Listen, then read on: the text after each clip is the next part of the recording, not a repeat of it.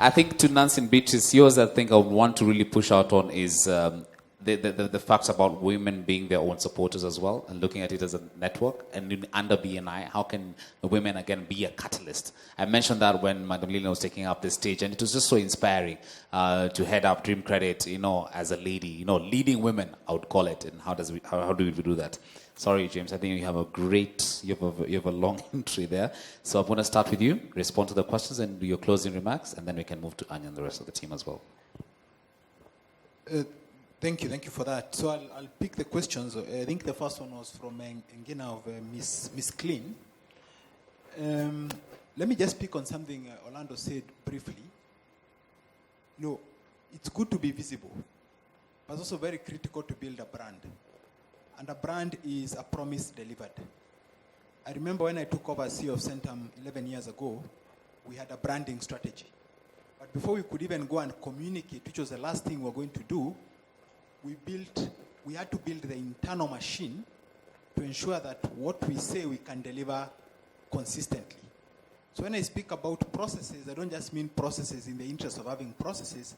They are part and parcel of your core business, to ensure that that brand promise you've given to your customer when you're cleaning their premises can be delivered whether you're there or not. And that's what an investor will look at.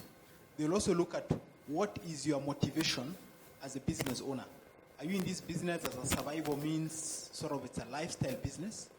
Or are you building this enterprise so that it can grow and outlive you?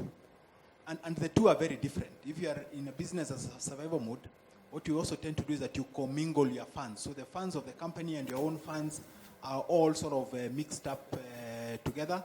And therefore, it's now not a fundable business. So it first starts by you thinking about it and saying, what do I want? It's okay to have a lifestyle business, but then that will also have a lot of constraints. It's also okay to have a business that's an investment, but also that will constrain you because you can then not be dipping your hand in the cookie jar and making working capital part and parcel of your capital. You have to build those processes so that you can deliver consistently. So what we tend to do is that when we look at companies, we then have a maturity criteria, and we'll then give you a gap analysis and say you need to fix 1, 2, 3 things, and we can support you to bridge that gap. And once you bridge the gap, then we can then come in and participate in investing. On Wangeshi, you asked what are the opportunities available. Recently, I was talking to somebody called Edward Mungai. He runs Kenya Climate Ventures. I don't know whether you've heard about it. And this is because in Laikipia County Development Authority, we have the same ambition of supporting small businesses, SMEs. And so these are some of the organizations that are available to support small and medium-sized enterprises, be ready to then be able to access funding. And in his case, I think he has a huge funding also from organizations like the EU and the rest, geared towards supporting SMEs. Anthony, you asked a question about venture capital funding. So, the way the model works, that you have investors investing at different stages. And even in this country, you have investors who are doing very early stage investing. But typically, you'll have people investing in the idea. You'll have people investing in a validated idea. The validated idea is, does your idea address a real market need? And we tried doing this even at Centum a few years ago. But what we found out and what we learned is that if I was to do it again, the first time it didn't work because all the ideas we funded were not able to scale up. So we actually had to write off the entire investment. What is critical is to come in post the validation of the idea. And therefore the idea is, how do I spend the least amount possible to know whether my idea really is addressing a real business need, and then to be able then to address, to raise funding subsequently to scale it up. And there have been wonderful success stories, people like Twiga Foods who started recently, who have been able to scale up and access capital. So once your idea is validated, I think the evidence suggests that there's no shortage of capital. And so I would encourage a lot of entrepreneurs, rather than spend a lot of time refining your idea in the theoretical framework, try and find a way of testing it in the market and seeing whether it really works and addresses a real need. Then on Mwambia, the auditor was asking about intrapreneur. So I assume what you're asking is how do you get your team to also add value and see this as their own business. So one of our golden rules is that, and something I encourage all our team to do is that it's their business as well. And therefore to create value and be part of the team that shares in the value. And one of the questions I ask them is, if you are a business owner offering a service to us, what would be the invoiceable value of your services at the end of the month? And is that invoiceable value a multiple of your salary? And therefore people start changing their mindset from seeing themselves as employees to seeing themselves as agents of adding value within this business. And if you can get enough of them, what you'll end up is not employees, but business partners, where everybody is bringing an idea. Everybody is able to go out there and bring a client to your business. And everybody sees serving that client as their business. And this is something we as business owners have to be more generous in terms of generous in giving credit, generous in sharing the benefits of success, so that it ceases to be your business alone, but the business of everybody who is with you. Sort of, we are all business owners, and therefore also being more transparent on how the business is actually doing. When it's doing well, being transparent about it, it's not a secret. Also when it's doing badly, being transparent that you're not doing well, guys, what is it that we can do? Then I think Stanley, the last question, asks about digital disruption. Digital disruption is real, and a lot of businesses may not exist in a few years' time, because the customer that you're going to be serving in 10 years' time are millennials. The ideas are very different. The ideas around ownership are different. Some of them don't see the need to own a car. They don't see the need to own a house. They're in a sharing business model. And the ones who will not survive are the businesses that will not adopt to the changing businesses. You can be in denial, but the reality is that markets are shifting. The customers who are sitting here, in another 10, 15, 20 years will be a very small proportion of the total market. So it's very important for all of us to understand whether the business we are in today will be relevant in 20 years time to come, and to think ahead and see how do we sort of change with the times. Thank you very much. Your closing remarks, James? I think my closing remarks is that we always have to remain positive and hopeful, and to focus not so much on our circle of concern, which is a question around recession. If you can do nothing about something, I'm normally not very much interested in focusing on it, but just to focus on your circle of influence. What is it? What can you do? And also to focus on working with what you have where you are. Again, when I took over as CEO of Centum, I found exactly 10 million shillings in cash in the bank, and with an overdraft of 180 million shillings. And that's what I worked with. So it's easy to focus on what you don't have. But look at your organization, where you are, and say, what do I have? What can I work with? And work with that. What positive thing? A final example, I had a very limited budget even to recruit. And there was a driver to the CEO, and I said, look, I don't need a driver. And so this driver, I made him the manager of some of our empty plots in town. And they were not being used at all, and he started collecting them as parking. And within 2 months, he was making 1 million shillings a month. That driver, I could have seen him as a liability, but there was an asset in there that we could work with. And the 10 million I started, now at least I was getting an extra 1 million. So that's how you grow. Thank you very much. Anya? Thank you very much. I think Linky's question, as well as my closing remarks, are almost one and the same. I think about what we are doing here and what we stand for. And I also think about our businesses beyond us and our families beyond us. So, for example, for our children, when my children were growing up, and even now as they're deciding their university studies, I don't ask them, what do you want to be? I ask them, what problem in society are you going to solve? Because that's where your passion is, that's where your skills are. What problem in the society are you going to solve? And let that be your driver. For going overseas to other markets, The question is very much the same. What problem are you going to solve in that particular society? Is what you're doing here going to be able to be applied and applicable in another society, in another setting? So when you're entering a different space, you must go with your learning hat on. Of course, our learning hat should be on at all times. But definitely when you go into another space, you must understand that space. How does that society function? What are they doing well? What are they not doing well? And does what I have to offer fit into that space? And of course, again, by all means, look for a BNI chapter. It's a faster way to get into that business community in any new spaces. So again, ask yourself, ask your children, as you go beyond the reaches of where you currently are, what problem in the society do you want to solve? Appreciate it.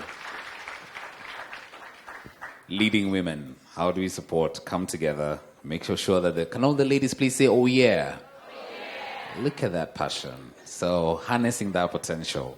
Thank you. Let me talk about women in business in relation to BNI, an organization that I well understand and it has built me as a woman. Let me say in BNI we have two types of memberships. We have hunters and we have farmers. Naturally, women are supposed to be farmers, and I believe all of us are farmers.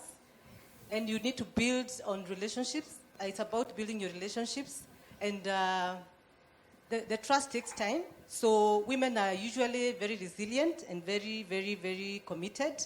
You have to see your vision ahead, and then you actually work towards obtaining your objective in business. So always let's seek for support from other organizations or bodies that we can get support from. And I'm sure we'll be able to get to where we want to be in the next couple of years. Thank you. Thank you very much. Muragori, the BNI conglomerate. How about that? Nyaga was talking about power team. When people come together, the real estate, the architect, the landscaper, the cleaner, the plumber, and they get one job. How do we make sure that they complete the job without betraying each other?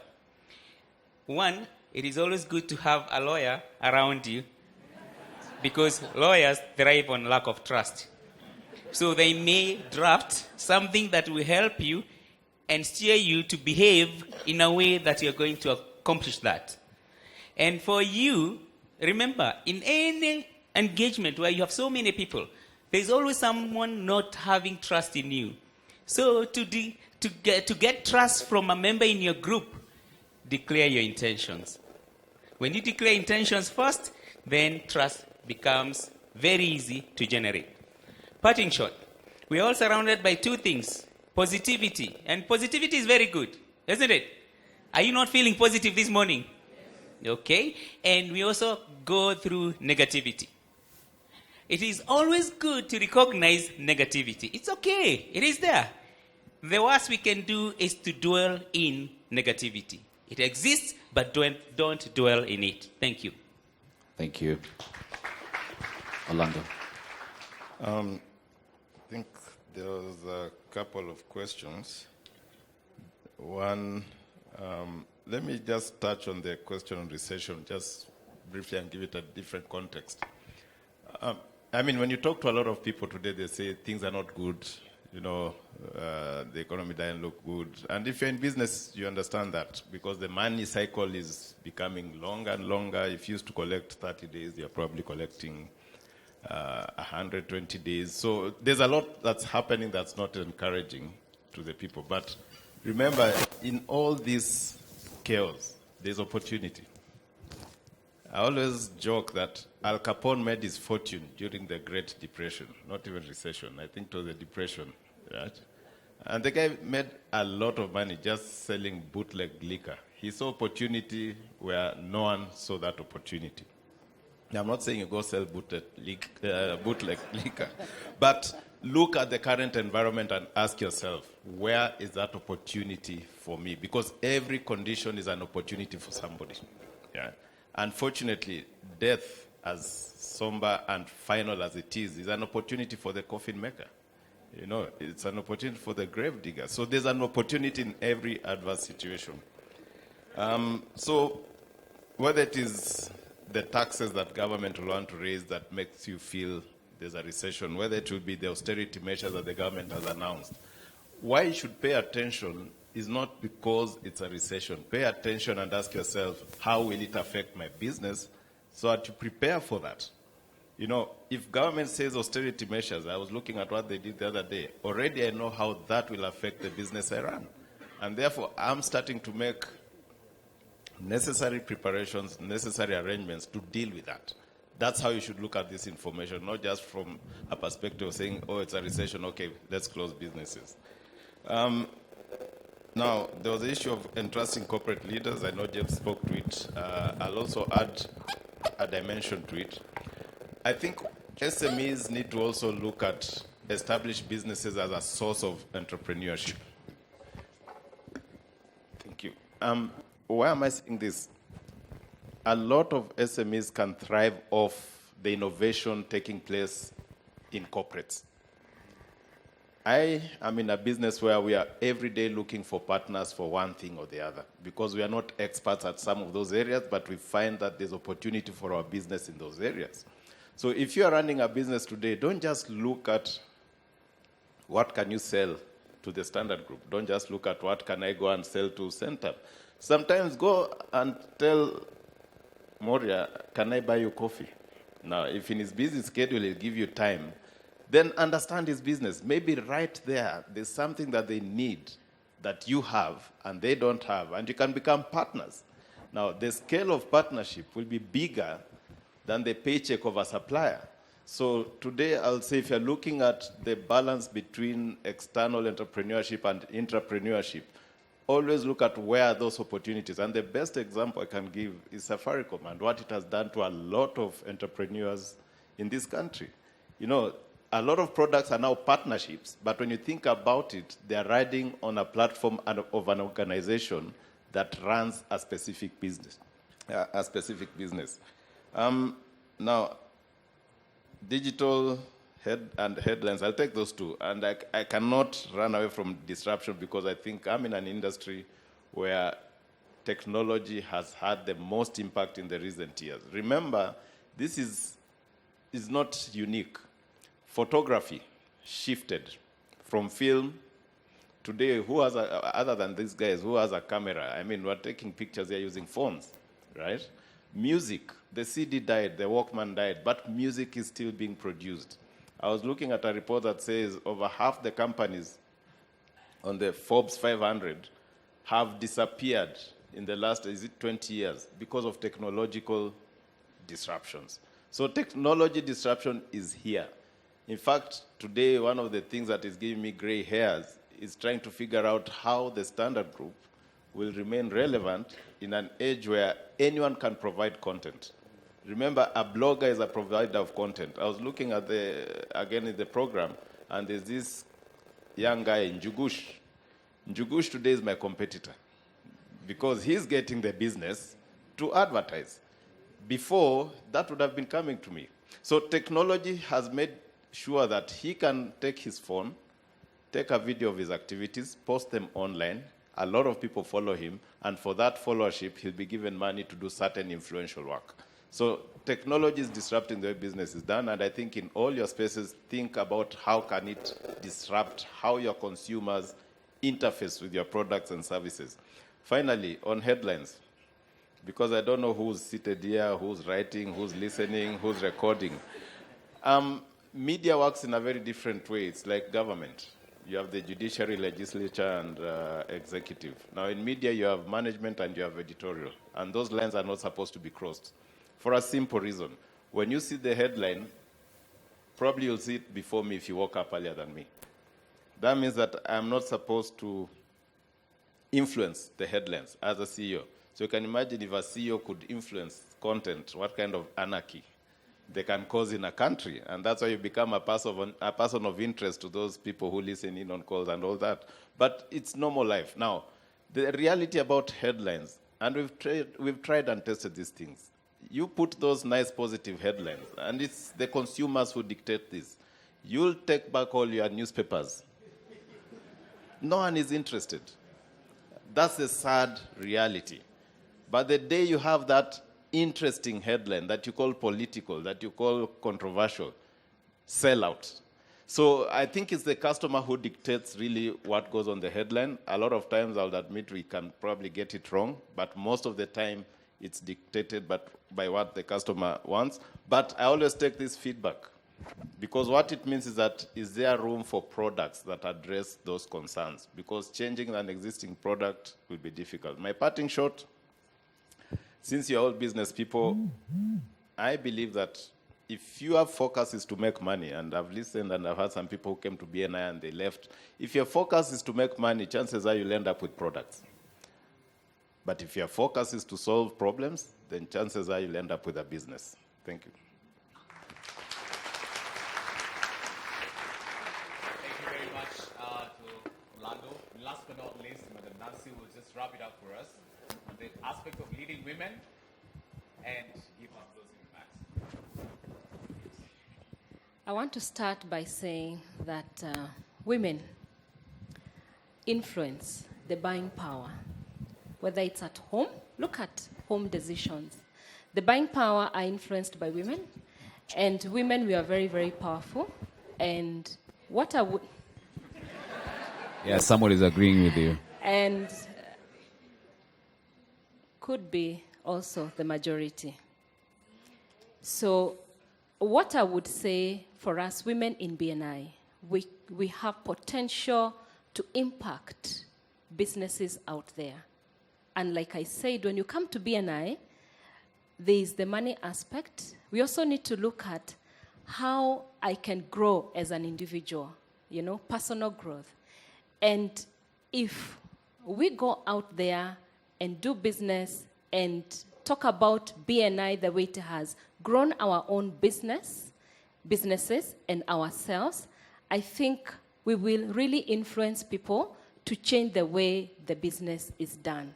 We will remove the idea that if I give you business as a woman, I need to have a cut. And sometimes women will shy away where people say, how much are you going to give me? Or what do I get out of this business? And BNI is training us to do business right.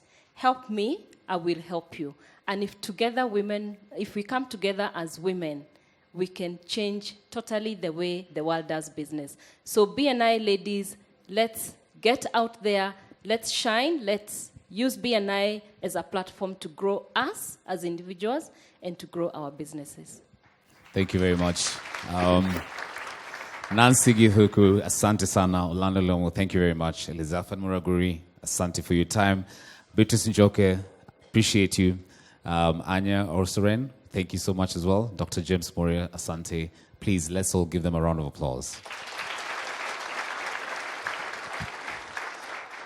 Because we were seated, of course, I want you now to give us a special hearty laugh. Send the BNI love across the room. All right, 1, 2, 3, let's go. 1, 2, 3, stamp your foot. 1, 2, 3, on your laps. Clap again. To all of us. Mwah, mwah, mwah. Appreciate it.